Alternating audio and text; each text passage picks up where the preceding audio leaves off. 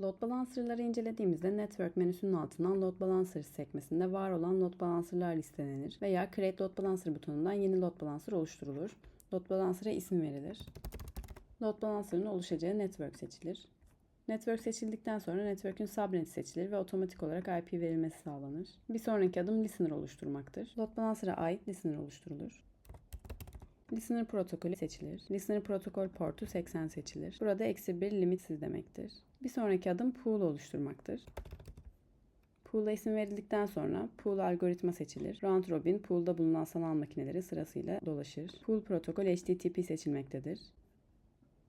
Member detayında ise oluşturduğumuz pool'a sanal makineleri member olarak ekliyoruz.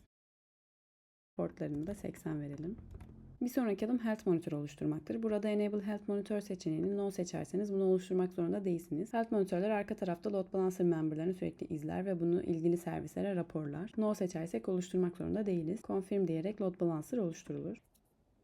Load Balancer oluştuktan sonra bilgileri ekrandaki gibi görünmektedir. Load Balancer'ın detaylarına tıkladığımız zaman oluşturduğumuz listener'ın protokolü ve portu burada görülmektedir. Listener'ın içerisine girdiğimiz zaman ise Members kısmından oluşturduğumuz pool'a eklediğimiz sanal makineleri görebilmekteyiz. Sanal makinelerin IP'leri ve hangi port üzerinden bağlantı sağlandığını da burada görünmektedir. Enable Health Monitor seçeneğini No seçtiğimiz için de burada herhangi bir monitörleme işlemi bulunmamaktadır. Buradan Add Member seçeneği seçilerek yeni memberlar eklendiği gibi Edit Member seçeneğinden ise port değişikliği veyahut member'ı silebiliyoruz.